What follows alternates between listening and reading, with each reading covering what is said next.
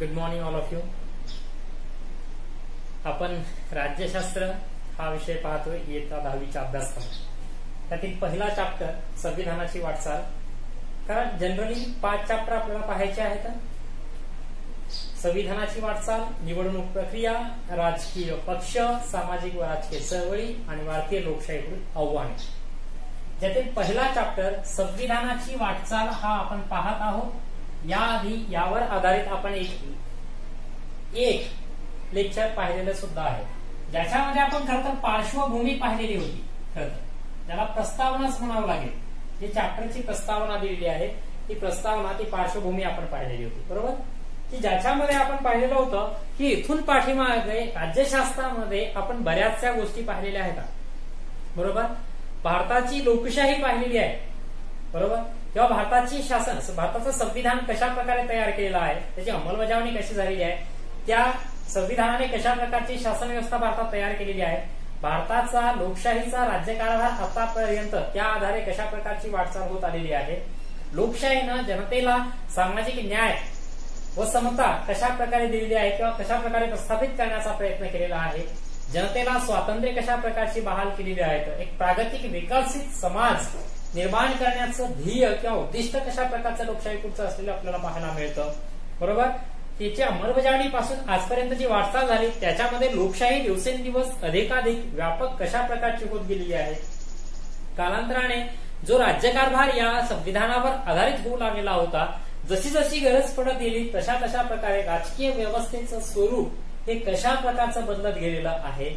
त्याचबरोबर म्हणजेच व्यापक होत गेली लोकशाही, राजकीय व्यवस्थेचं बदलत गेलेलं स्वरूप आणि सामाजिक न्याय व समता प्रस्थापित करण्यासाठी वेळोवेळी उचलल्या गेलेली पावले, या काही ज्या गोष्टी आहेत या गोष्टींवर आपण काल फोकस केलेलं होतं. आणि कालच आपण चर्चा केली होती की महत्वाचे 3 पॉइंट आपल्याला पाहायचे आहेत, की ज्याच्यामध्ये लोकशाही हा पहिला असेल, बरोबर.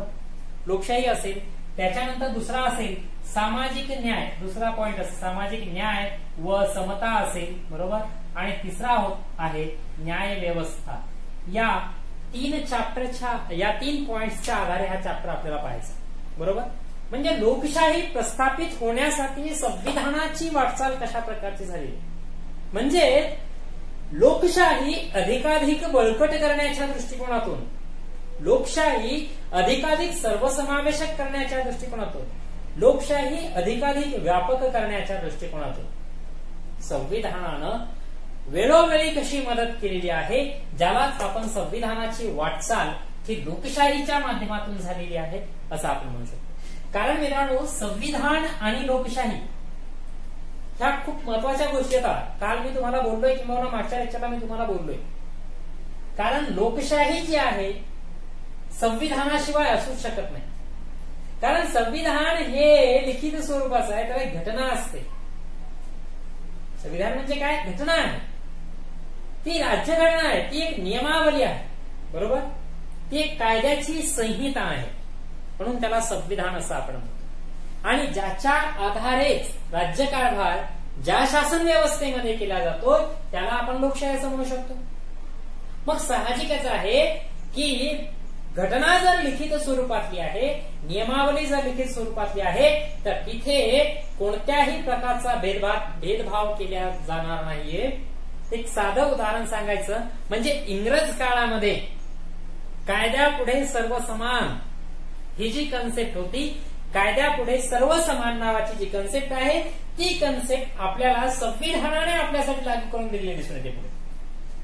हा, भलेही इंग्रज काळामध्ये एक आहे, तिथे पण गमतीशीर आहे, किंबहुना तिथे पण बरंचसं तुम्हाला पार्शालिटी झालेली दिसून येईल.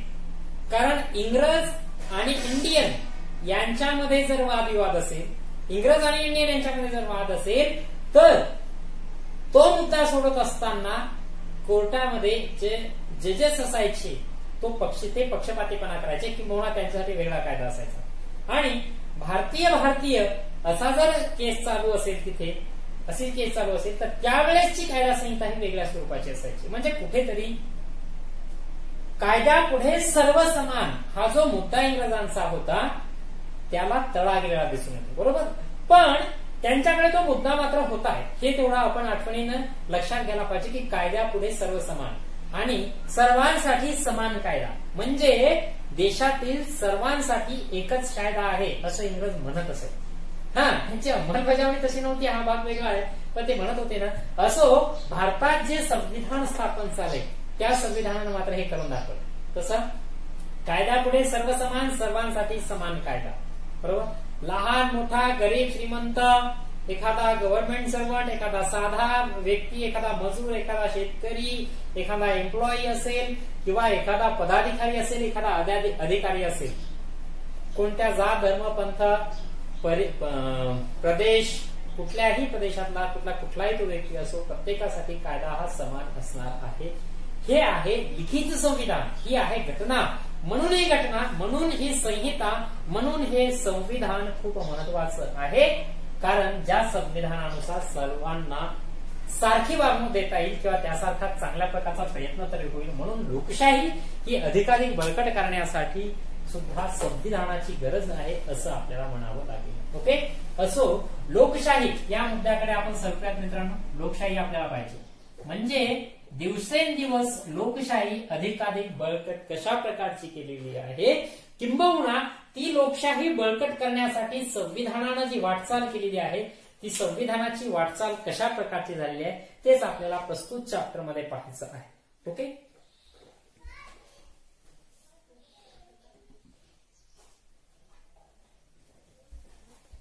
लोकशाही याच्यामध्ये आपल्याला काही महत्वाचे पॉइंट्स पाहायचे आहेत. म्हणजे लोकशाही बळकटीकरणासाठी कशा प्रकारे संविधानानं वाटचाल केलेली आहे ते आपल्याला पाहायचंय. पहिला आहे तुमच्या पॉइंट्स मध्ये दिलेला बघा, राजकीय प्रगल्भता. समजून घ्यायचे काही मुद्दे लक्षात येणार नाहीये तुमच्या. बरोबर? राजकीय प्रगल्भता हा पहिला मुद्दा असेल तुमच्यासाठी. दुसरा असेल मताधिकार किंवा मतदानाचा अधिकार असं म्हणू शकतो आपण. तिसरं असेल तुमच्यासाठी लोकशाहीचे विकेंद्रीकरण.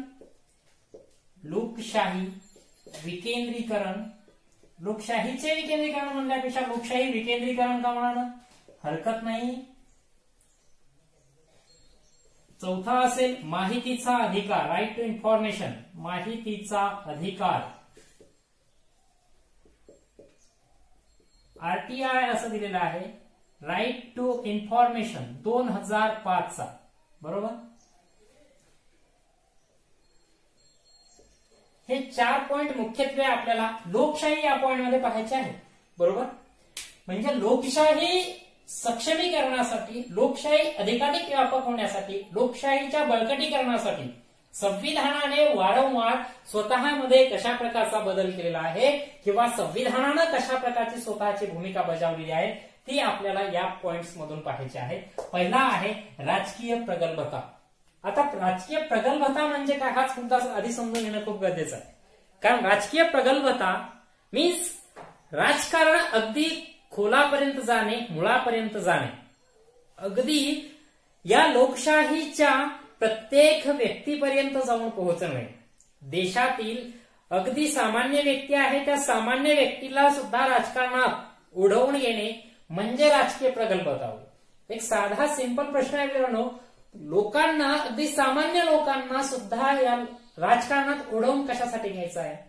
घ्यावं लागेल, कारण ते राजकारण त्यांच्यापर्यंत पोहोचवायचंय म्हणून त्यांना उडवून घ्यावं लागेल. म्हणजे ते राजकारण पोहोचवायचंय का? कारण आपल्याला लोकशाही प्रगल्भ बनवायची, राजकीय प्रगल्भता तयार करायची. राजकीय प्रगल्भता म्हणजे राजकारण खोलवर नेऊन पोहोचवणे, अगदी तळागाळापर्यंत जाऊन पोहोचवणे. बरोबर? राजकीय प्रगल्भता म्हणजे राजकारणात प्रत्येक व्यक्तीचा सर्वसमावेश करून घेणे. मग सर्वसमावेश का करून घ्यायचा आहे? कारण जी लोकशाही आहे ती लोकशाही त्याच्याशिवाय प्रगल्भ बनणार नाहीये, ती दृढ बनणार नाही, ती व्यापक बनवणार नाहीये. अहो, लोकशाही म्हणजे काय की लोकांकडून लोकांसाठी चालवलेली शासन व्यवस्था. मग लोकांनी चालवायचे ना शासन व्यवस्था, लोकांकडून चालवायचे ना, म्हणजे लोकांकडून म्हणजेच लोकप्रतिनिधींकडून, रिप्रेझेंटेटिव्ह. बरोबर? त्या लोकप्रतिनिधींकडून तुम्हाला शासन चालवायचं. मग ते लोकप्रतिनिधी निवडून द्यावे लागतील ना, मग तुम्हाला निवडून द्यायचंय म्हणजे निवडणूक प्रक्रियेत सहभागी व्हावं लागेल. मग निवडणूक प्रक्रियेत सहभागी व्हावं लागेल. मग भारतात जी जनता 130 कोटीची जनता भारतामध्ये आहे, भारताची लोकसंख्या, त्याच्यापैकी वरच्या फक्त 30 कोटी जनतेने त्या 30 करोड जनतेने मतदानाचा अधिकार बजावला आणि 100 कोटी जनतेने मतदानाचा अधिकार बजावलाच नाही, चालेल का?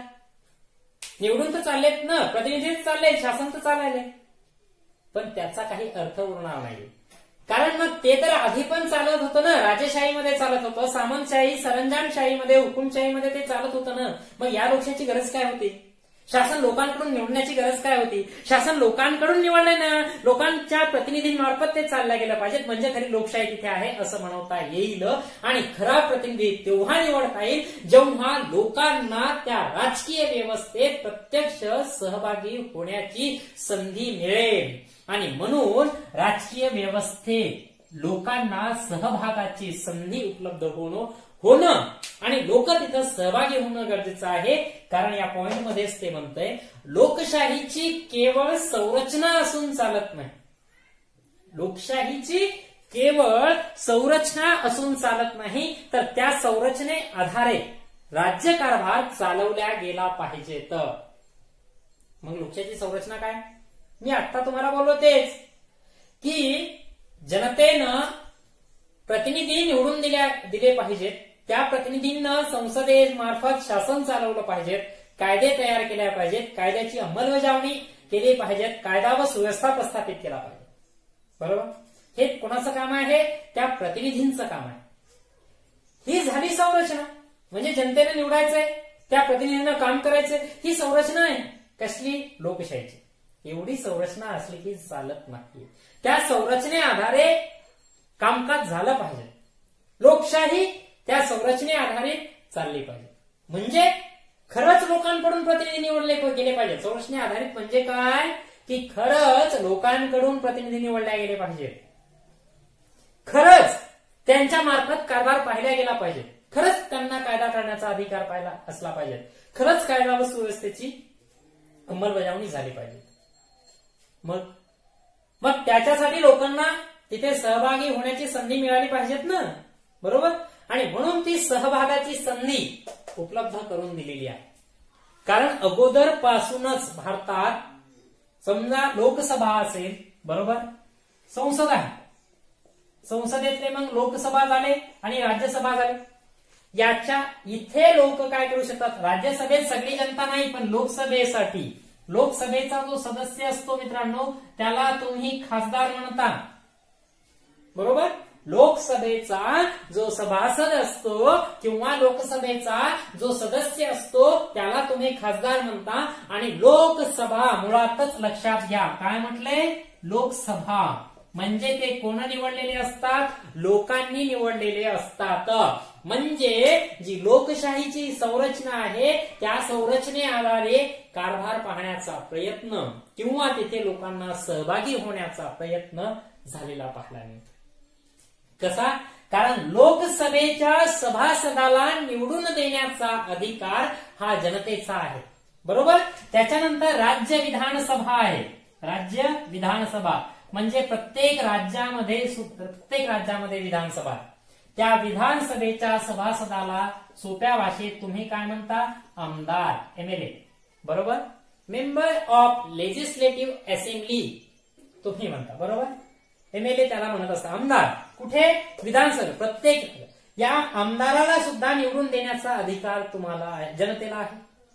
ज्याला मताधिकार मिळालेला आहे, ज्यानं वयाची विशिष्ट वर्ष पूर्ण केलेली आहेत भारतात राहून, त्या प्रत्येक भारतीय नागरिकाला मतदानाचा अधिकार मिळतो, बरोबर? म्हणजे तिथे मतदान करणे, त्याला निवडून देणे म्हणजे लोकशाही प्रक्रियेत किंबहुना राजकीय प्रक्रियेत सहभागी होणे असा अर्थ होतो. इथं तुमच्या पुस्तकामध्ये दिलेला आहे, बरोबर? त्याच्याशिवाय आपल्याला स्थानिक शासन संस्था पण पाहायला मिळतात. तुम्हाला काल मी बोललो होतो, स्थानिक शासन संस्था, ज्याच्या 2 प्रकार सांगितले होते, ग्रामीण आणि नागरी. ग्रामीण मध्ये ग्रामपंचायत, पंचायत समिती, जिल्हा परिषद असं बोललो होतो. आणि नागरीमध्ये कटक मंडळ, नगरपालिका, महानगरपालिका. कटक मंडळ मीन्स काय? कॅन्टोन्मेंट बोर्ड मीन्स छावणी, बरोबर? हाच अर्थ होतो. तर ह्या स्थानिक शासन संस्था पाहिला. अहो इथे पण सहभागाची संधी आहे. तुम्ही इकडच्या सदस्यांना पण मतदान करू शकता. पार्ट 1 कोणता? की इकडच्या सदस्यांना, मग ते लोकसभा असो, ते राज्यसभा असो, ते स्थानिक शासन संस्था असो, इथे तुम्हाला मतदान करण्याचा अधिकार आहे. हा राजकीय प्रक्रियेतला सहभाग आहे एक प्रकारचा. दुसरा पार्ट आहे पार्ट 2. तुम्ही प्रत्यक्ष निवडणुकीला उभं राहू शकता ना, सहभागाची संधी आहे. फक्त मतदान करू शकता अशातला भाग नाही. तर तुम्ही तिथे निवडणुकीला उभं सुद्धा राहू शकताय. बरोबर, निवडणुकीला उभं सुद्धा राहू शकताय. म्हणून मित्रांनो तुम्हाला सांगतोय की ही सुद्धा एक सहभागाची संधी असलेली आपल्याला पाहायला मिळते. कोणती? की तुम्ही लोकसभेच्या सभासदासाठी निवडणुकीसाठी उभं राहू शकता, तुम्ही विधानसभेच्या निवडणुकीसाठी उभं राहू शकता, तुम्ही स्थानिक शासन संस्थेच्या निवडणुकीसाठी उभं राहू शकता. तो तुम्हाला अधिकार असलेला पाहायला मिळतो. बरोबर, तर हा एक महत्वाचा मुद्दा झाला. म्हणजे इकडे काय आहे की निवडणुकीला उभं राहण्याची म्हणजेच ती सहभागी होण्याची संधी आहे, किंवा तिथे मतदान करण्याची म्हणजे तिथेही सहभागी होण्याची संधी आहे. कशा? भारताच्या राजकीय व्यवस्थेत, भारताच्या राजकारणात सहभागी होण्याची संधी तिथे भारतीय जनतेला असलेली पाहायला मिळते. यालाच आपण राजकीय प्रगल्भता असं म्हणतोय. म्हणजे चान्स आहे तिथे. आणि अलीकडे पाहतोय की ह्या ज्या संधी सगळ्या वाढत चाललेल्या आहेत, या संधीमुळे भारतामधील राजकीय स्पर्धेचं स्वरूप वाढत गेलेलं आपल्याला पाहायला मिळतं. आणि भारतीय लोकशाहीच्या स्पर्धेचं जे किंवा राजकीय स्पर्धेचं स्वरूप जे काय म्हणतोय मी, लक्षात घ्या, लक्ष येत नसेल हळवा सांगतो, राजकीय स्पर्धा वाढत चाललेली आहे भारतातली. कशामुळे? या सगळ्या गोष्टींमुळे. अहो, मला लोकसभेच्या निवडणुकीसाठी उभं राहण्याची हिंमत नाही ना, मी विधानसभेच्या राहू शकतो ना. मला विधानसभेच्या निवडणुकीला उभं राहायची हिंमत नाही ना. मी महानगरपालिकेच्या राहू शकतो, मला महानगरपालिकेच्या राहायची हिंमत नाही ना, मी नगरपालिकेच्या राहू शकतो. बाबा राहिलं मी जिल्हा परिषदच्या राहू शकतो, तिथे नाही मी पंचायत समितीच्या. अहो, मी अगदी सामान्य व्यक्ती आहे एखाद्या ग्रामीण भागातला, तर मी किंबहुना किमान त्या गावातील ग्रामपंचायतच्या सदस्यासाठी तरी त्या निवडणुकीसाठी, ग्रामपंचायतच्या निवडणुकीसाठी तरी उभं राहू शकतो. राहिला सरपंच, एखादा सदस्य म्हणून तरी मी निवडून येऊ शकतो. म्हणजे ती सहभागाची संधी आहे. आणि मला हे वाटतं म्हणून मी कोणाशी तरी राजकीय स्पर्धा करतो. आणि मित्रांनो खरं सांगतो तुम्हाला, राजकीय स्पर्धा जेव्हा लोकशाहीमध्ये वाढत असते, समजून घ्या लोकशाही ही अधिकाधिक बळकट, व्यापक, दृढ होत चाललेली आहे. लोकशाही ही प्रगल्भ होत चाललेली आहे आणि राजकीय प्रगल्भता ही वाढत चाललेली आहे, हे समजून घ्या. दुसरा विचार सांगतो. बरोबर, राजकीय स्पर्धा भारतात वाढत चाललेली आहे, त्यातून लोकशाही व्यापक होत चाललेली आपल्याला दिसून येते. पण जी स्पर्धा होते कशाची? विशेषत्वानं निवडणुकीची. बरोबर, राजकीय स्पर्धा करणे म्हणजे सगळ्यात मेन पॉइंट आहे इलेक्शन, निवडणुका ज्या आहेत त्या निवडणुकांची स्पर्धा चालली. मग निवडणुकांची जी स्पर्धा चालली, एवढा मोठा अखंड भारत आहे, त्या एवढ्या मोठ्या भारतात ही स्पर्धा घडवून आणणं. कोणती स्पर्धा? विच इज कॉम्पिटिशन, इलेक्शन, निवडणुका. ही स्पर्धा घडवून आणणं एवढं सोपं नाहीये, कारण भारताची लोकशाही जगातील मोठी लोकशाही म्हणवल्या जाते. भारताच्या लोकसंख्येचा मी आताच बोललो 130 कोटी जवळपास, 121 कोटीच तुम्ही आकडा अजून तुमच्या लक्षात असेल, पण आता वाढत चालला हे पण लक्षात घ्या. मी तो कन्फर्म आकडा सांगत नाही तुम्हाला, जनरली सांगतोय, कारण 2021 मध्ये साहजिकच आता नेक्स्ट तुम्हाला अपडेट आकडा तुमच्या समोर येणार आहे आणि मग बघा 130 कोटीच्या पुढे जाईल का नाही, म्हणून मी 130 कोटी वापरत आहे.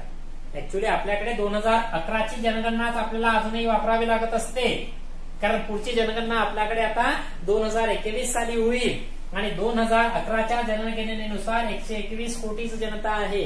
ओके, पण म्हणून मी 121 का म्हणत नाही असं तुम्हाला वारंवार प्रश्न पडेल, तर त्याचं आता सांगतो मी एक्सप्लेनेशन की 130 कोटी याच्यासाठी म्हणतोय की बाबा सध्या वाढलेली आहे लोकसंख्या. असो की भारताची एवढी मोठी लोकसंख्या आणि भारताचा एवढा मोठा काय आहे विस्तार, 32,87,263 चौरस किलोमीटर, 32 लाख चौरस किलोमीटर भारताचा क्षेत्र आहे, क्षेत्र विस्तार. बरोबर, आणि 130 कोटी जवळपास भारताची लोकसंख्या. भारताची लोकसंख्या आणि एवढा मोठा भारताचा विस्तार या दोन गोष्टींचा विचार करता भारतातील ज्या निवडणुका आहेत त्या निवडणुका घेणं, पण नुसत्या घेणं नाही, त्या मुक्त न्याय निपक्षपाती वातावरणात घेणं खूप कठीण बाब आहे. बरोबर, निवडणूक आयोग आपल्याला पाहायचाच, निवडणूक प्रक्रिया नेट चॅप्टर आपल्याला पाहायचंय, पण इथेच तुम्ही विचार करायचा थोडासा की खरंच निपक्षपाती मुक्त आणि न्याय वातावरणामध्ये निवडणुका जर घ्यायच्या असतील, एवढा मोठा अखंड भारत आहे, एवढा मोठा विस्तार क्षेत्र भारताचा आणि एवढी मोठी लोकसंख्या आहे भारताची, त्या दोन गोष्टीचा जर विचार केला तर मुक्त न्याय आणि निपक्षपाती निवडणुका घेणं ही खरंच खूप अवघड बाब आहे. पण तरी सुद्धा भारतात एवढा मोठा असूनही भारतातल्या ज्या निवडणुका आहेत त्या निवडणुका मुक्त व न्याय वातावरणात होतात आणि हीच यशस्वीता असलेली पाहायला मिळते राजकीय प्रगल्भतेची. म्हणजे मुक्त व न्याय वातावरणात निवडणुका होतात, याच्यामुळं प्रत्येक जनतेला मतदान करण्याची संधी मिळते, प्रत्येक जनतेला निवडणुकीसाठी उभं राहण्याची संधी आपल्याला मिळते. आता दुसरा मुद्दा आहे त्याच्यातला की बाबा निवडणुका ह्या मुक्त न्याय निपक्षपाती वातावरणात होतात, ज्याच्यामुळे राजकीय प्रगल्भता वाढत चाललेली आहे. बरोबर, पण कशी वाढत चालली आहे? कारण इकडे तुम्हाला ते पुढे सांगतंय की बघा मुक्त न्याय वातावरणात होणाऱ्या निवडणुका भारतीय लोकशाहीचं यश आहे. लोकसंख्या आणि विस्तार एवढा मोठा भारताचा असून सुद्धा आपल्या देशात निवडणुका या घेतलेल्या आहेत, कारण ते एक आव्हान आहे, त्या आव्हानावर मात केलेली आहे, यशस्वीरित्या ते आव्हान सोडवलेलं आपल्याला पाहायला मिळतंय. बरोबर, पण ह्या ज्या वारंवार निवडणुका होतात, कारण समजा लोकसभेच्या निवडणुका आहेत दर 5 वर्षांनी होतात, तर या वारंवार होणाऱ्या ज्या निवडणुका आहेत, मुक्त न्याय वातावरणात होणाऱ्या निवडणुका आहेत, याच्यामुळे लोकप्रबोधन घडतं, एक प्रकारचं लोकप्रबोधन घडतं आणि लोकांच्या राजकीय जाणीवा प्रगल्भ होण्यास मदत होते. कारण निवडणुका जवळ आल्या की अमुक पार्टी एखाद्या अमुक पार्टीवर ताशेरे ओढण्याचं काम करते आणि अमुक पार्टी ही अमुक पार्टीवर ताशेरे ओढण्याचं काम करते. कोणत्याही पक्षावर मला काहीही बोलायचं नाही, एक्स पक्ष आहे आणि वाय पक्ष आहे. बरोबर, निवडणुका जवळ आल्या की एक्स पक्ष वायच्या नावाने बोंबा मारत असतो आणि वाय पक्ष एक्सच्या नावाने बोंबा मारत असतो आणि याच्यातून घडत असतं मित्रांनो लोकप्रबोधन. आणि हे जे बोंबा मारण्याचा काळ असतो तो बोंबा मारण्याचा काळ म्हणजे निवडणुकीचा काळ असतो आणि त्याला आपण प्रचार असं म्हणत असतो. प्रचारादरम्यान सगळ्या बोंबा मारत असतात. कारण जर एक्स पक्ष सत्तेत असेल तर वाय पक्ष त्याच्या नावाने बोंबा मारत असतो आणि वाय पक्ष जर सत्तेत असेल तर एक्स पक्ष त्याच्या नावाने बोंबा मारत असतो. त्याच्यामुळे लोकांचं लोकप्रबोधन होतं, म्हणजे लोकांच्या जाणीवा प्रगल्भ होण्यास मदत होतात. म्हणजे लोकांच्या जाणीवा प्रगल्भ होणे म्हणजे लोकांसमोर काही प्रश्न उभे राहतात. कसे प्रश्न उभे राहतात की कारण जेव्हा एक्स पक्ष वायवर बोंबा मारत असतो त्यावेळेस जनतेला पण कळतं की अशा अशा प्रकारची योजना असते. बरोबर, मग जनतेपुढेही प्रश्न उभा राहत असतो. किंबहुना पाठीमागच्या निवडणुकीमध्ये एक्स पक्षाने सांगितलं होतं एखादं साधं उदाहरण, तुमच्या परिसरामध्ये रोड बांधून देईन, तुमच्या परिसरामध्ये नळ आणून देईन, तुमच्या परिसरामध्ये एखादी लायब्ररी ओपन करून देईन, तुमच्या परिसरामध्ये स्ट्रीट लॅम्प लावून देईन. बरोबर, ह्या तुमच्यासाठी योजना आणून देईन, तुमच्यासाठी एक चांगलं गार्डन बनवून देईन, एखादं मैदान बनवून देईन. एक्स पक्षानं तुम्हाला काही आश्वासनं दिलेली होती. बरोबर, प्रचारादरम्यान, पण ती नंतर अंमलबजावणी झालीच नाही. मग ह्या निवडणुकीच्या वेळेस वाय पक्ष त्याच्या नावाने बोंबा मारतो. बरोबर, मग वाय पक्ष ज्यावेळेस त्या एक्सच्या नावाने बोंबा मारतो नेक्स्ट निवडणुकीच्या प्रचारादरम्यान, त्यावेळेस जनतेला कळतं ना, लोकप्रबोधन कळतं जनतेचं काय की मागच्या वेळेस एक्स पक्षानं आपल्याला ही आश्वासनं दिलेली होती पण ती आश्वासनं सोडवलेली नाहीत, पूर्ण झालेली नाहीत. बरोबर, म्हणजे यालाच आपण म्हणतो की राजकीय जाणीव प्रगल्भ होणे म्हणजे खरंच यानं काम केलं आहे की नाही केलं, किंबहुना कोणता पक्ष काम करू शकतो किंवा कोणता नाही, कोणता उमेदवार काम करू शकतो किंवा कोणता नाही, ही जाणीव माणसाच्या मनात निर्माण होणे, याला आपण राजकीय प्रगल्भता असं म्हणत असतो. बरोबर, अनेक प्रश्न उभे राहतात. मग आपल्याला अमुक उमेदवाराला निवडून द्यायचे ना, मग त्या उमेदवारांपुढे आपण काही प्रश्न मांडले पाहिजेत. बरोबर, आणि म्हणून तशा प्रकारचे प्रश्न पुढे आणतात जनता त्या उमेदवारापुढे मांडत असतात, बरोबर. आणि ते प्रश्न वारंवार उत्पन्न करतात, कारण त्यांना पण वाटतं की हा इलेक्शनचा काळ आहे, याच काळात ते प्रश्न सोडवणं गरजेचं असतं. म्हणून तर त्यांनी पुढे सांगितलं आहे की निवडणुकी दरम्यान समोर येणाऱ्या सार्वजनिक धोरण आणि प्रश्नांबाबत भारतीय मतदार भूमिका घेत असतात किंवा घेत आहेत. प्रश्नांच्या पर्यायांचा विचार करून मतदान करण्याच्या वृत्तीत वाढ झाली, बरोबर. की मागण्या एक प्रकारच्या मागण्याच केल्यासारख्या करू शकतात. आता मी तुम्हाला जस्ट म्हटलं की विचार करतात ते की याला निवडून द्यायचं की याला निवडून द्यायचं, बरोबर. आणि जो योग्य रीतीने काम करत असेल त्यालाच ते निवडून देतात. म्हणजे प्रश्नांची सोडवणूक करणारा उमेदवार किंवा पार्टी कोणती आहे त्याच्याबद्दल अलीकडच्या काळातील नागरिक महत्वाची भूमिका घेत आपल्याला पाहायला मिळतोय. म्हणजे मित्रांनो लक्षात घ्या, आज कुठेतरी भारतीय मतदार हा बुद्धीने विचार करायला लागलेला आहे.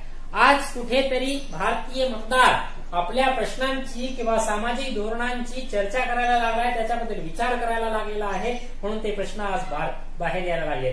जी सामाजिक विकासाची धोरणं आहेत ती अंमलात येतात की नाही याचा विचार तो करायला लागलाय. याला म्हणतात राजकीय जाणीव प्रगल्भ होणे. याचा विचार करून जे मतदान दिल्या जाते, किंबहुना या प्रश्नांवर जो नागरिक चर्चा करत आहे, किंबहुना याच्यामध्ये जो इंटरेस्ट घेत आहे, सोप्या भाषेत सांगायचं म्हणजे किंबहुना या प्रश्नांवर जी चर्चा केली जाते राजकीय प्रश्नांवर, त्यालाच आपण राजकीय प्रगल्भता असं म्हणतो. म्हणजेच लोकांमध्ये राजकारण भिनतंय असा अर्थ, बरोबर. आणि लोकांमध्ये राजकारण जाऊन भिनणे, लोक राजकारणावर चर्चा करत बसणे किंवा राजकारणाच्या प्रश्नांवर चर्चा करणे, तशी भूमिका घेणे, यालाच आपण राजकीय प्रगल्भता असं म्हणतो. मग राजकीय प्रगल्भता गरजेची काय आहे? बरेच जण म्हणतात की नको नको राजकारण हा चांगला मुद्दा नाही, त्याच्यावर चर्चा करायची नाही. नाही, केली पाहिजे. का? कारण आपण नागरिक आहोत देशाचे, बरोबर. आपण खरे लोकशाहीचे रक्षण करते आहोत, म्हणून आपण त्याच्यावर चर्चा करणं हे गरजेची आहे. कशी गरजेची आहे मग? कारण मी सांगतो हुकुमशाही राजेशाही होती तेव्हा तुम्हाला राजकारणात डवळाडवळ करण्याचा, राजकारणात हस्तक्षेप करण्याचा कोणताही अधिकार नव्हता ना. पण इथे तुम्हाला संविधानाने दिलाय ना, म्हणून या राजकीय प्रक्रियेत तुम्ही सहभागी होणे, कारण राजकारण तुम्ही चालवताय असा त्याचा अर्थ होतो. म्हणून त्याच्यात सहभागी होणे हा महत्वाचा मुद्दा ठरतो. म्हणून मित्रांनो राजकीय प्रगल्भता म्हणजे तुम्ही राजकारणात सहभागी होणे आणि राजकारणाला पुढे नेले, किंबहुना भारताच्या लोकशाहीचं संरक्षण करणे असा त्याचा अर्थ होतोय. म्हणून यालाच आपण राजकीय प्रगल्भता असं म्हणतो. ओके. नेक्स्ट जो पॉइंट आहे मताधिकारवाला, हा लक्षात घ्यायचा आहे. बघा आता राजकीय प्रगल्भता तुमच्या लक्षात आलं असेल की राजकारण अगदी जनतेपर्यंत जाऊन पोहोचणे, लोकशाहीची केवळ संरचना असून चालणार नाही, त्या संरचने आधारे आपण कारभार लोकशाहीचा चालला पाहिजे आणि त्याच्यामध्ये भारतीय जनतेला सहभागाची संधी मिळाली पाहिजे. ती अगदी लोकसभा असेल, राज्य विधानसभा असेल, स्थानिक शासन संस्था असतील, याच्या माध्यमातून ती सहभागाची संधी मिळते आणि त्यासाठी जनता प्रयत्नरत आहे. जनता ती स्पर्धा करताना पाहायला मिळते. अलीकडच्या काळात निवडणुकीच्या बाबतीत जी खूप मोठ्या प्रमाणात स्पर्धा जी निर्माण झालेली आहे, त्याच्यामुळे अधिकाधिक भारतीय लोकशाही ही व्यापक बनत गेलेली पाहायला मिळते. भारताच्या लोकसंख्येचा, भारताच्या विस्ताराचा विचार करता भारतात निवडणुका घेणे अवघड बाब आहे. पण तरी सुद्धा या आव्हानावर मात करत यशस्वीरित्या निवडणूक आयोगाने निवडणुका घेतलेल्या पाहायला मिळतात, बरोबर. आणि हेच लोकशाहीचं यश आहे. ह्या ज्या निवडणुका होत आहेत त्या निवडणुकीमधून प्रश्नांची सुद्धा स्पर्धा लागत आहे आणि त्याच्यावर भारतीय जनता विचार करत आहे. त्या प्रश्नांभोवती भारतीय जनता विचार करून कोणाला निवडून द्यायचं, कोणता उमेदवार जो आहे त्याला वोट करायचं, याच्यावर विचार करते. म्हणजे प्रश्नांबाबत महत्वाची भूमिका अलीकडचे नागरिक किंवा मतदार करताना आपल्याला पाहायला मिळते. ओके. तर अशा प्रकारे ह्या राजकीय जाणीवा जनतेच्या दिवसेंदिवस प्रगल्भ होत चालल्या, आता निर्माण होत चालल्या, ज्याला आपण राजकीय प्रगल्भता असं म्हणतो. थोडक्यात सांगायचं म्हणजे राजकीय प्रगल्भता म्हणजे भारतीय लोकशाहीनं जो राजकारण करण्याचा अधिकार भारतीय जनतेला दिलेला आहे, ते राजकारण करण्यासाठी प्रत्येक जनता पुढे येणे, त्यात ती सहभागी होणे, यालाच आपण राजकीय प्रगल्भता असं म्हणतो. ओके. चला नेक्स्ट पॉइंट पाहूयात आपण, मताधिकार. बघा मित्रांनो, जगभरातला जर विचार केला मतदानाचा अधिकार, आता आपण इलेक्शनवर बोललोय, निवडणूक प्रक्रियेवर आपण बोललेलो आहे, बरोबर, की जनतेनं मतदान केलं पाहिजे. आता मी तुम्हाला बोललोय, पुढे पाहायचं सुद्धा आहे, आपल्याला चर्चा त्याच्यावर करायची आहे की कोणती आव्हानं आहे. जो शेवटचा चॅप्टर पाहणार आहोत आपण, भारतीय लोकशाही पुढील आव्हाने, त्याच्यात तर मी तुम्हाला बोलेनच. काय बोलेन मी त्यात तुम्हाला, की लोकशाहीमध्ये किंवा भारतीय लोकशाही जनतेला मतदानाचा अधिकार आहे, पण खरंच भारतीय जनता कितपत मतदानाचा अधिकार बजावते, बरोबर. आताच तुम्हाला मी म्हटलं की 130 कोटी पर्यंत जनता दिलेली आहे, बरोबर, पण मतदान एवढं होत नाही. तुम्ही जर रेशिओ पाहिला, लोकसभेचा रेशिओ पाहिला तर 60% जास्त मतदान होत नाही, वोटिंगच होत नाही. म्हणजे भारतातल्या 40% लोकांचं म्हणणं काय आहे हे शासनाला कळतच नाही, इलेक्शन कमिशनला कळतच नाही. म्हणजे त्यांना ही लोकशाही अमान्य आहे का त्यांना. पण पाठीमागे एक प्रश्न पडला इलेक्शन कमिशनला, निवडणूक आयोगाला. कोणता प्रश्न पडला, की कदाचित काही लोकांना, काही मतदारांना व जे उमेदवार उभे आहेत त्या उमेदवारापैकी कोणताच उमेदवार पसंत नसेल, असा एक विचार आला कोणाच्या मनात, या इलेक्शन कमिशनच्या. म्हणून इलेक्शन कमिशननं एक मुद्दा काढला, कोणता, नोटा. तुम्हाला आज ज्यावेळेस वोटिंग करायला जायचे त्यावेळेस एक संधी आहे, बरोबर. वोटिंग इलेक्ट्रिक जी ईव्हीएम जी आज आलेली आहे त्या ईव्हीएम एक संधी आहे. शेवटी तुम्हाला नोटा एक ऑप्शन आहे. काय आहे तो ऑप्शन मित्रांनो, जर तुम्हाला वरीलपैकी एकही उमेदवार पसंत नाही तर तुम्ही नोटाला वोट देऊ शकता. बरे, अलीकडच्या आकडेवारून आपल्याला हे लक्षात येईल की नोटाला सुद्धा जास्त मतदान झालेलं नाही, बरोबर. म्हणजे ही जी 40% जनता आहे, ही 40% जनता नोटामध्ये पण बसत नाही. मग या 40% जनतेचं म्हणणं काय आहे हे कळत नाही, आणि ज्याच्यामुळे भारतीय लोकशाही पाहिजे तेवढ्या प्रमाणात दृढ होत नाहीये किंवा दृढ होत नसताना दिसते. मग लोकशाही जर दृढ करायची असेल, व्यापक करायची असेल, तर 100% लोकांनी मतदान करणे गरजेचे आहे. कारण भारतातील 100% जनतेला मतदानाचा अधिकार असलेला पाहायला मिळतो. कारण जगामध्ये जर तुम्ही मतदानाचा अधिकार, तुम्ही एक एक्झाम्पल सांगतो तुम्हाला, UAE सारखा देश जर पाहिला तुम्ही, संयुक्त अरब अमिराती सारखा देश, किंवा काही इस्लामिक राष्ट्र वगैरे पाहिले तुम्ही, बरोबर. या काही राष्ट्रांमध्ये स्त्रियांना मतदानाचा अधिकार नव्हता.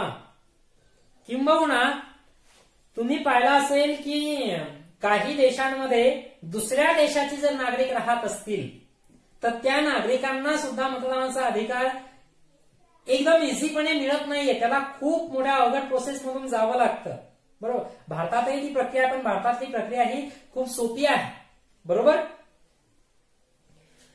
साधी गोष्ट आहे, एक UAE नावाचा जो देश आहे, संयुक्त अरब अमिराती, तिकडे स्त्रियांना मतदानाचा अधिकार खूप उशिराने मिळाला. आणि अशा प्रकारच्या अनेक घटना देशभरात आहेत, जगभरात आहेत. अनेक उदाहरणं आपल्याला सांगता येतील. अनेक देशांमध्ये स्त्रियांना मतदानाचा अधिकार मिळण्यासाठी चळवळी कराव्या लागल्या, त्याच्यानंतर कुठेतरी स्त्रियांना मतदानाचा अधिकार मिळालाय. पण भारत ज्यावेळेस स्वतंत्र झाला, भारत 47 ला स्वतंत्र झाला, आणि 26 जानेवारी 1950 ला ज्यावेळेस संविधानाची अंमलबजावणी झाली, तेव्हाच भारतीय जनतेला मतदानाचा अधिकार मिळाला. मग तिथं स्त्रिया आणि पुरुष असा भेदभाव केला नाही. बरं, स्त्रिया आणि पुरुष इतका तर सोडा, बरोबर. किंवा तुम्ही जर्मनी सारख्या देशामध्ये बघा, ज्यू लोकांना कित्येक दिवस मतदानाचा अधिकार नव्हता, बरोबर. तशी गोष्ट आहे. भारतात तशा प्रकारचा भेदभाव केला नाहीये, पक्षपातीपणा केला नाही, किंवा संयुक्त अरब अमिराती सारखा सुद्धा केला नाहीये. कारण ज्यावेळेस संविधानाची अंमलबजावणी झाली तद्वतच पुरुष स्त्री, गरीब श्रीमंत, उच्च नीच, कोणत्याही जात धर्म पंथ कुळ प्रदेश भाषा, श्रीमंती गरिबी या कोणत्याही प्रकारचा पक्षपाती न करता सर्व भारतीय जनतेला समान नागरिकत्वाचा अधिकार मिळालेला आहे आणि मतदानाचा अधिकार सुद्धा मिळाला आहे, बरोबर. म्हणजे जगासारखं भारत वागलेला नाहीये हे दिसून येतं, बरोबर. खूप इझीपणे भारताने भारतीय नागरिकत्व जनतेला बहाल केलेलं आहे. कारण आपण या चॅप्टरच्या सुरुवातीला जे पाहिलंय सामाजिक न्याय व समता हा जो मुद्दा आहे मित्रांनो, हा आपल्याला इकडे पाहायचा आहे. बरोबर, पुढच्या इकडे आपल्याला नेक्स्ट सामाजिक न्याय व समता हाच मुद्दा डिस्क्रिप्टिव्ह स्वरूपात आपल्याला पाहिजे. तेव्हा तर पाहू, पण इथे तुम्हाला पाठीमागे बोललोय, आता आपण बोलतोय की सामाजिक न्याय व समता आहे भारतात. बरोबर, संविधानाचं उद्दिष्ट आहे महत्वाचं की सामाजिक न्याय व समता प्रस्थापित करणे.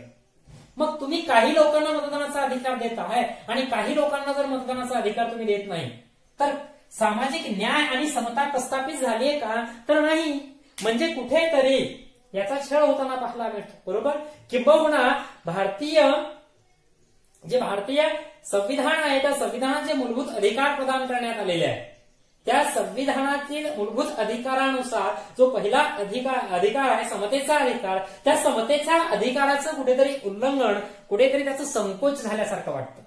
बरोबर, म्हणूनच त्याची परिपूर्णता यावी, तो पूर्णत्वास न्यावा, याच्यासाठी प्रत्येक नागरिकाला मतदानाचा अधिकार बहाल करण्यात आलेला आहे. इकडेच बोलणं अपेक्षित होतं राजकीय प्रगल्भता. राजकीय प्रगल्भता म्हणजे लोकशाहीची संरचना. तुम्हाला बोललो नाही, लोकशाहीची संरचना असून चालत नाही, तर त्या संरचने आधारे कारभार पाहिला गेला पाहिजे आणि त्यासाठी लोकांना सहभागाच्या संधी उपलब्ध झाल्या पाहिजे. म्हणून तर लोकसभा, राज्य विधानसभा असेल, स्थानिक शासन संस्था असतील, इकडे संधी देऊ केल्या का? बरोबर, कारण शासनाने सुद्धा राज्यकारभार कशा करायचा आहे याच्या सूचना संविधानाने देऊन ठेवलेल्या आहेत. कशामध्ये? मार्गदर्शक तत्वांमध्ये. बरोबर, जी मार्गदर्शक तत्व संविधानाच्या कलम 36 पासून कलम 51 पर्यंत असलेली पाहायला मिळतात, ज्याच्यानुसार राज्यकारभार कसा करायचा आहे ते पाहावं लागेल. बरोबर, आणि त्यातच एक महत्वाचा मुद्दा तो म्हणजे मताधिकाराचा हा मुद्दा. बरोबर, तोच की सामाजिक न्याय समता प्रस्थापित करायचा असेल तर प्रत्येकाला मताधिकार असला पाहिजे आणि भारतीय जनतेला तो मताधिकार बहाल केला पाहायला मिळतो.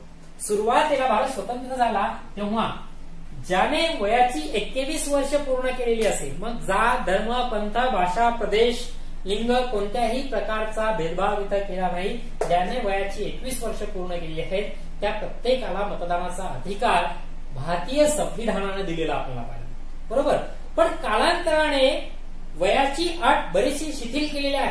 का शिथिल केली? कारण एक गोष्ट लक्षात यायला लागलेली होती की पॉलिटिकल मॅच्युरिटी ही त्याच्यापेक्षा कमी वयात, म्हणजे 21 वर्षापेक्षा कमी वयात सुद्धा पॉलिटिकल मॅच्युरिटी येऊ शकते. बरोबर, आणि म्हणून 21 वर्षावरून वयाची अट ही नंतर घटना दुरुस्ती अन्वये 18 वर्षावर आणण्यात आलेली आहे. ज्या कोणी वयाची 18 वर्ष पूर्ण केलेली आहेत त्याला मतदानाचा अधिकार प्रदान करण्यात आलेला आहे. बरोबर, जात, धर्म, पंथ, भाषा, प्रदेश असा कोणत्याही प्रकारचा भेदभाव त्यामध्ये केलेला नाही. बरोबर, आता वयाची अट 21 वरून 18 वर करण्यात आलेली आहे. म्हणजे वाढ कशी करण्यात आलेली आहे? संख्यात्मक वाढ करण्यात आलेली आहे. मुद्दा समजून घ्या. वाढ कशी करण्यात आलेली आहे? संख्यात्मक वाढ. म्हणजे संख्यात्मक कशी झाली आहे? साहजिकच आहे. 21 वर्षावरून 18 वर्षावर जर आणलेली आहे ही वयोगट रचना तर साहजिकच 18 वाल्यांना पण संधी मिळाली, 19 वाल्यांना पण संधी मिळाली आणि 20 वाल्यांना पण संधी मिळाली. अगोदर जेव्हा वयाची अट 21 होती तेव्हा 20 वर्ष वय असलेल्यांना मतदानाचा अधिकार होता का? नाही. आता ज्यावेळेस पासून वयाची अट 18 झाली त्यावेळेस पासून ज्याचं वय 18 आहे त्याला सुद्धा, 19 आहे त्याला सुद्धा, 20 आहे, म्हणजे ही जे 3 गट आहेत 18, 19, 20 या लोकांना सुद्धा मतदान करण्याचा अधिकार मिळाला. बरोबर, म्हणजे या 3 वयोगटात येणाऱ्या लोकांची संख्या ही ऍड झाली आहे. कशामध्ये? मतदानाच्या अधिकारांमध्ये, मतदारांमध्ये ते ऍड झालेले आहे. म्हणजे मतदारांची संख्या ही वाढलेली आहे. बरोबर, म्हणजे वाढ कोणती झाली? संख्यात्मक. संख्या वाढलेली आहे म्हणजे संख्यात्मक वाढ झालेली आहे असं आपण म्हणतो. पण वयाची अट 21 वर्षावरून 18 वर्ष करणे ही केवळ संख्यात्मक वाढ नव्हे तर ही वाढ गुणात्मक सुद्धा आहे. गुणात्मक वाढ म्हणजे आहे काय की 18 वर्षावरील व्यक्तींना सुद्धा पॉलिटिकल मॅच्युरिटी आहे. ही गोष्ट लक्षात घेऊन ती वाढ केलेली आहे. फक्त मतदारांची संख्या वाढवणे हा उद्देश त्याच्या पाठीमागे नाहीये, हे पण तेवढंच समजून घ्यायला हवंय. हे याच्यामध्ये सांगितलेलं आपल्याला पाहायला मिळतं. बरोबर, आणि या 3 वयोगटामुळे भारतातील लोकशाहीतील मतदारांची संख्या वाढली आहे. म्हणजे भारतातील लोकशाही अजून वाढत गेलेली आपल्याला पाहायला मिळते, अजून मोठी होत गेलेली आपल्याला पाहायला मिळते. बरोबर. आता एक साधी गोष्ट आहे, लक्षात घ्या. अगोदर 18, 19, 20 वाल्यांना संधी नव्हती, आता या तिघांना पण संधी मिळाली. बरोबर. म्हणजे हे तीनही यंग आहे. बरोबर. हा युवा वर्ग आहे. या युवा वर्गांना मताधिकार मिळालाय, मतदानाचा अधिकार मिळाला. साहजिकच यांच्या मागण्या, यांचे प्रश्न, यांच्या डिमांड्स या वेगळ्या स्वरूपाच्या असतील, यांची राजकीय भूमिका वेगळ्या स्वरूपाची असेल. आणि म्हणून प्रश्न जर संख्या वाढत असेल तर प्रश्न पण वाढणार आहे. बरोबर. दोघं दोघांचे प्रश्न आणि चौघांचे प्रश्न फरक असेल ना. तसं जर संख्या वाढलेली असेल मतदारांची तर प्रश्न पण वाढणार आहेत. बरोबर. आणि म्हणून भारतीय जनतेचे प्रश्न वाढलेले आहेत. आणि ही जी यंग जे जनरेशन आहे, ही जी युवा पिढी आहे, या युवा पिढीला जी मतदानाची संधी मिळालेली आहे, याच्यामुळे या युवा पिढीचं नेतृत्व करणारे काही पक्ष, नवीन पक्षांची स्थापना झालेली आपल्याला पाहायला मिळते. आणि मग नवीन पक्ष हे राजकीय स्पर्धेत उतरू लागले. आणि म्हणून पुन्हा मुद्दा इकडे येतो की राजकीय स्पर्धा ही दृढ होत गेलेली पाहायला मिळते, वाढत गेलेली पाहायला मिळते. बरोबर. आणि राजकीय स्पर्धा ही वाढत गेली आणि राजकीय स्पर्धा वाढत गेली, त्याच्यामुळे अजून पुन्हा नवीन पक्ष स्थापन होत गेलेले. आणि पक्षांच्या पर्यायामुळे म्हणजे पक्ष जास्त वाढत गेलेले आहेत. म्हणजे पक्षांचे अनेक पर्याय जनतेला मिळत गेलेले आहेत. एक्स पक्ष काम करत नाही, वायला निवडून देतो. वाय पक्ष काम करत नाही, झडला निवडून देतो. बरोबर. ही संधी सुद्धा पक्षांची मिळत गेलेली आपल्याला पाहायला मिळते. आणि लोकांच्या ज्या इच्छा आहेत, आशा आकांक्षा आहेत, यानुसार मतदान करण्याची संधी मिळायला लागली. किंवा लोकांच्या इच्छा आकांक्षानुसार सुद्धा पक्ष आपली स्वतःची भूमिका पार पाडायला लागलेत. किंबहुना तशा प्रकारची पक्षांची सुद्धा एक जी योजना आहे ती उभी राहायला लागलेली आपल्याला पाहायला मिळते. असे नवीन पक्ष उभे राहतात. याला आपण मताधिकार असं म्हणतो. ओके. त्याच्यातला नेक्स्ट आहे लोकशाही विकेंद्रीकरण. तो लोकशाही विकेंद्रीकरण वाला जो पॉइंट आहे तो आपण नेक्स्ट लेक्चरला थांबूया. तोपर्यंत तुम्ही वाचून घ्या. थांबूया. धन्यवाद.